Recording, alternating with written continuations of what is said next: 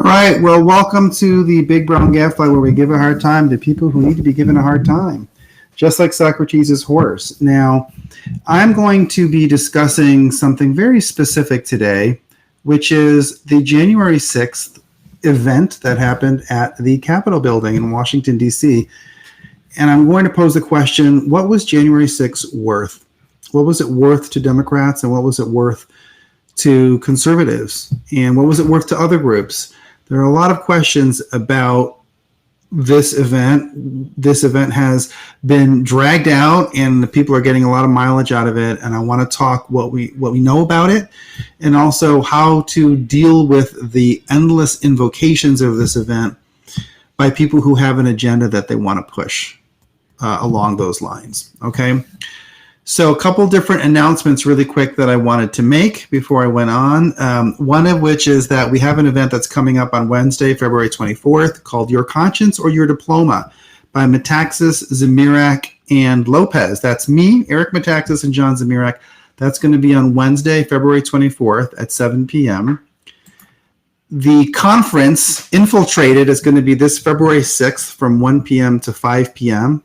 That'll be a great event if you want to try to make that. The different authors who contributed to Church and State, which is all about the left-wing infiltration of the churches, are going to be speaking at that. You can go to the website there on the screen, gatekeepers.online.com, discount Lopez for that, and you'll get a little bit of a discount on the registration fee, which is good.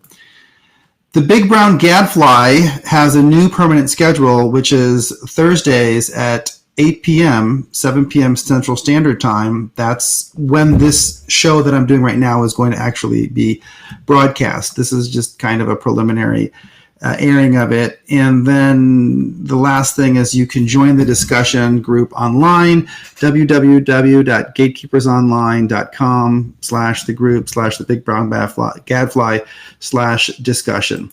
All right, so Alexandria Ocasio-Cortez is a Puerto Rican from the Bronx, or supposedly she's from the Bronx. She's made a lot of news because she keeps on talking about this event that happened on January 6th.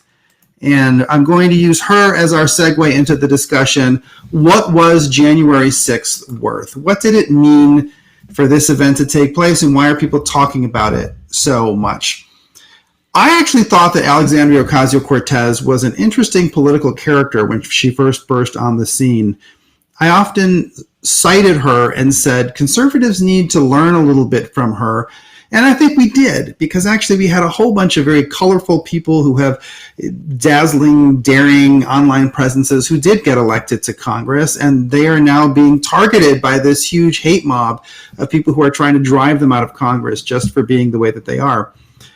But any love affair that I had with Alexandria Ocasio-Cortez really just ended this week. I thought it was absolutely unconscionable that she implied that Josh Hawley and Ted Cruz wanted to murder her, had some plan, and actually organized people and determined their expressed opinions about the election because they wanted to incite a mob to murder her. That was just an insane assertion to make.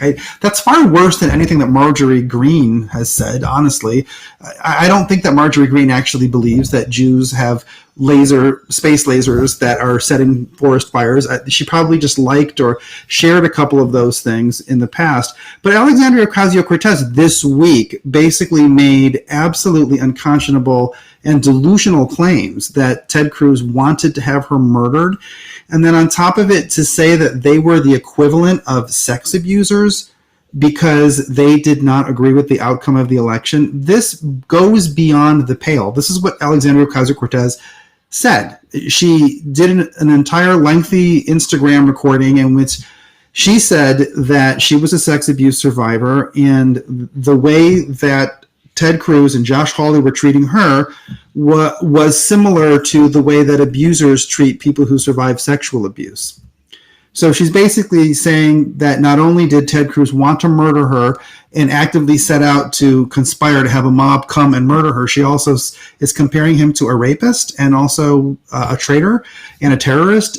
These are things that should not be acceptable from sitting members of Congress. We don't. Alexandria Ocasio-Cortez may be someone who has a lot of energy, but she might also be someone who is scarred by past experiences that she has and reacts to trauma with this unstable, erratic behavior. But that's not the behavior that we need from someone who's in elected office.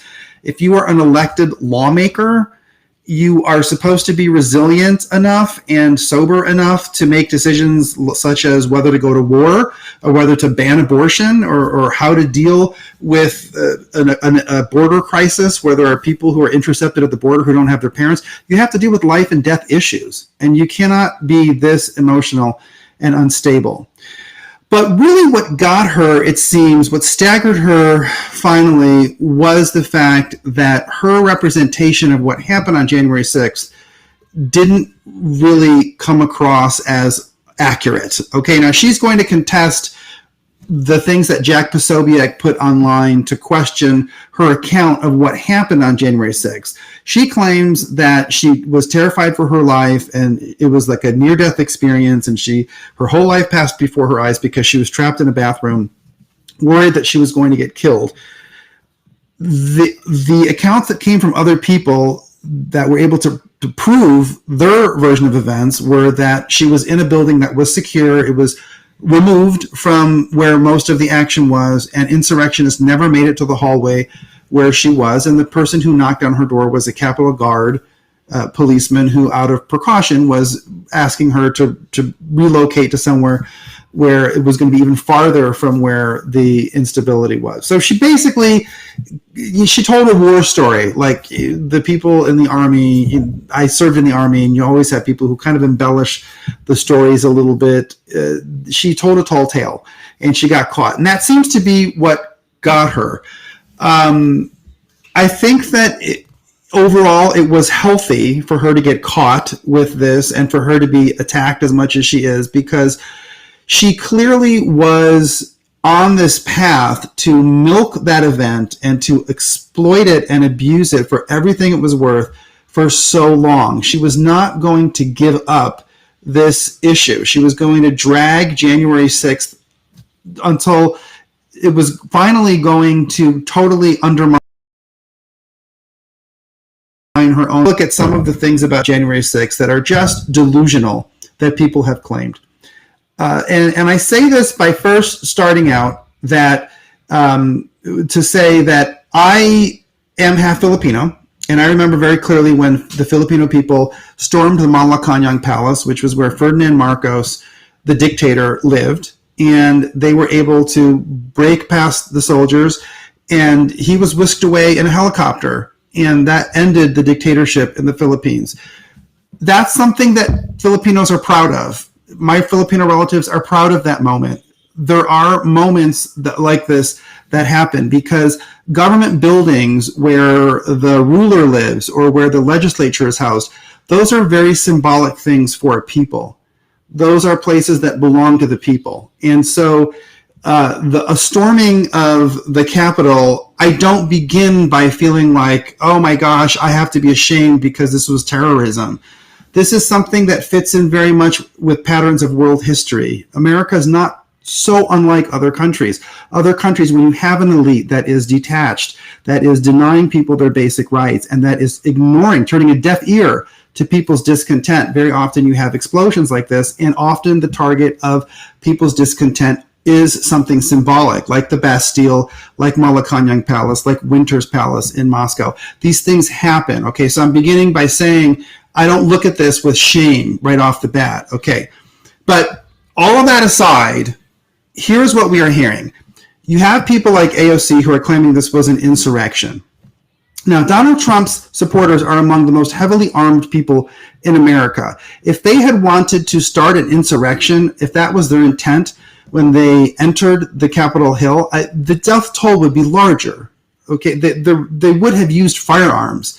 It's clear to me that because there was not a huge death toll and they didn't open fire en masse at the people in the Capitol, that this was not intended to be an insurrection. It wasn't an insurrection. So people have to stop letting people use that term. This was not an insurrection, okay? It was not a coup, all right? They came, They wanted to express their displeasure. They wanted to make their voice heard before the people who were in the process of certifying a controversial vote, which had disputed results.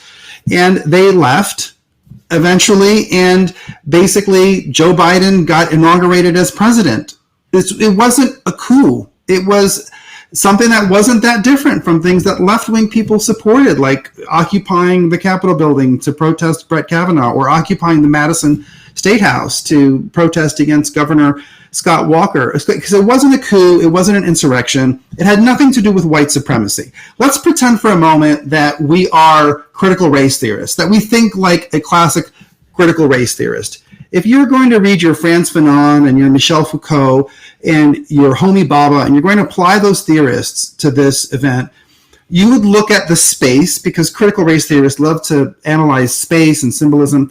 You would look at the space of the Capitol and you would say that is the apex of white supremacy.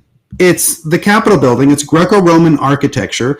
It is a building that is meant to house lawmakers who are empowered by a constitution that was written by people who owned slaves, and they were supposed to regulate land that's stolen from Indians. This is what a critical race theorist would think in their mind.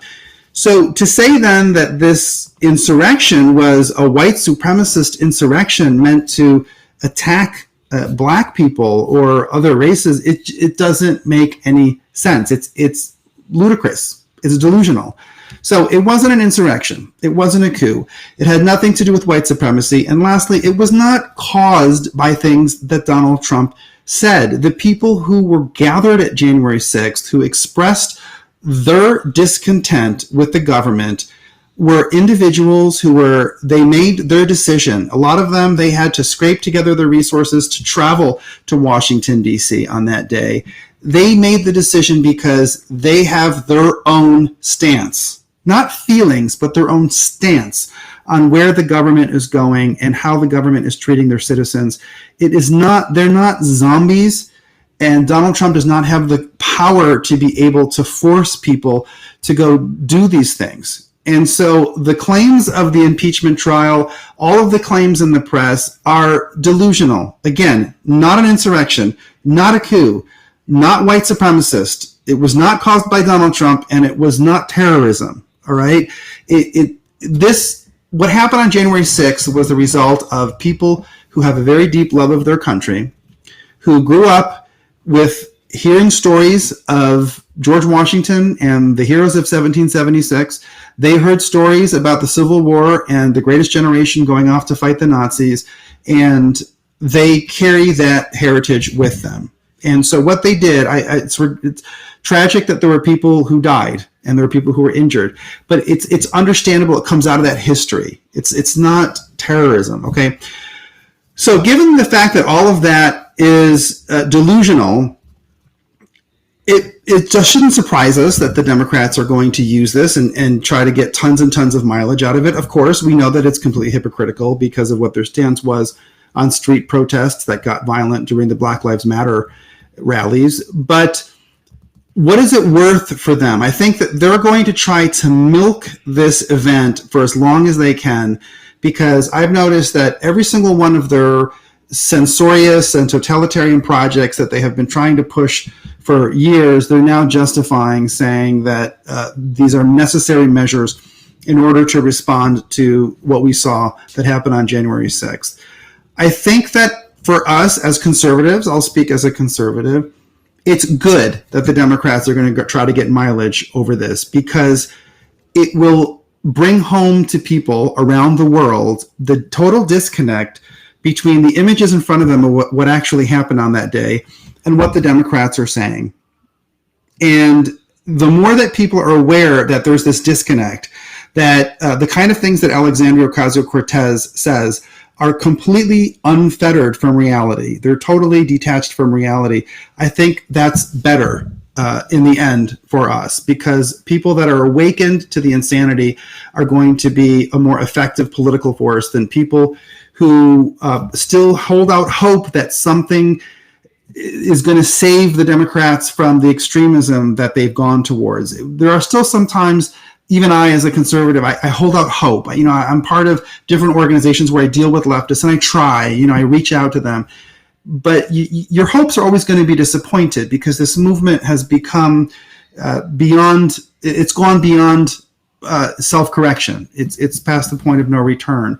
So I think that for us, it's good that Alexandria Ocasio-Cortez makes these outrageous statements, that she exaggerates and embellishes, and she's even caught fudging the details, because it brings so much awareness to how insane the Democrats are. Okay. Now, you have to ask the question, what was January 6th worth for conservatives? You look at it, and I think that many people would look at this and they would say it would have been better if there was no rally that day, because then you wouldn't have had this huge backlash. They wouldn't have had the pretext to try to impeach Donald Trump again. They wouldn't have had this ammunition to throw at us to try to continue to censor everybody and to label people terrorists. But I would resist that interpretation for a very simple reason. I think the Democrats would have called us terrorists and would have demonized us and would have demonized everybody who questioned the results of the election, whether or not there were 1 million people in Washington, D.C. They would not have given us any quarter, any leniency at all. So I don't think that we should begin by feeling that that the way that things went wrong on January 6th caused all of the repression. They were going to do this anyway. And they are using January 6th as a pretext, but that in a sense is going to weaken them over the long term rather than strengthen them, because every time they cite January 6th, there's more people here and there who are going to look at that and say, that's not what the image is. The death count doesn't make sense. The images don't match the kind of extremism they're talking about. And so I think that we shouldn't proceed with the assumption that somehow we brought worse things upon ourselves because of the fact that it was conservatives who gathered on January 6th. I think overall, in the end, it will be worth something for us to have gathered that many people in Washington, D.C., to see the massive crowds. Obviously, when you have that many people gathered in one place, there's a chance that things are going to go wrong, and that did happen here, and people did die, and that's a tragedy. But I think that if we hadn't gathered, if we hadn't had images of 1 million people, or however many there were, this huge mass of humanity who were all gathered together to say, we see what happened. We know that the government is lying to us. We are discontented and we are a force. If we hadn't had that moment, I think we would actually be worse off right now. And that's a harsh thing to say, but I do think it was worth something for us. And the people who were in the Capitol building, these legislators, for them to behave as if this was the worst thing in the world, for them to feel anxiety, for them to feel frightened, for them to feel attacked, it just demonstrates their arrogance, because all through 2020, people all across America had to deal with a feeling of anxiety at their job, in their neighborhoods, going shopping, just driving down the street, because everything broke down. And for the government to feel as though everyone else can deal with burning shopping malls and violent people screaming at you and threats coming in over social media, but as long as the government doesn't have to feel any threat, that is obscene to a certain degree. And I think over the long term, it will have accomplished something for the people in government to understand that they can also be made to feel the same fear and anxiety and instability that all of us feel out here in America. If I were Black Lives Matter, I would feel incredibly insulted by the way that the Democrats are talking about the January 6th insurrection. Because what they are saying is that all of the impacts of the Black Lives Matter rallies, no matter how destructive they were, The Democrats are saying all of that was worth it, but the January 6th event was terrible. And what the Democrats are really saying to Black Lives Matter is, we are happy to pat you on the head for all of your outbursts as long as it doesn't threaten anybody in power, as long as it doesn't shake up the system and actually gain the possibility of forcing people to change, or at least forcing people to realize and to be shaken out of their complacency. It's actually incredibly insulting to the people. I know people who marched with Black Lives Matter, people that I love, and who really took that seriously. But what the Democrats have told them is that that was all permissible. That was all even supported because we knew it wouldn't threaten people in power. We knew they had no possibility of changing anything. And the people who were harmed by the instability, the people who were dining in restaurants and all of a sudden had mobs of people attacking them, the people whose businesses were destroyed, the people who lost their jobs, the people who saw the icons that are so important to them, Christopher Columbus, Miguel Cervantes, all these statues torn down, all of those people and their sense of order and dignity, it didn't matter. It didn't count. It's different when it's the government that actually has to feel it. I think that if January 6th was worth anything, it was worth bringing all of that to light and making it so obvious and undeniable. I will be back next week with another episode. And as I said, I'm just going to bring up these captions one more time. Save the date, Wednesday, February 24th at 7 p.m. Your conscience or your diploma. We're going to have a roundtable with Eric Metaxas, John Zamirak, and myself at the Gatekeepers Online Twitter account, where the address is posted right there. There's a conference this Saturday on February 6th from 1 to 5 p.m. It's $15, but you can get a discount with the discount code Lopez. You can register at gatekeepersonline.com. And finally, join our discussion group online, www.gatekeepersonline.com/group/thebigbrowngadfly/discussions. And with that, I will leave you and I will see you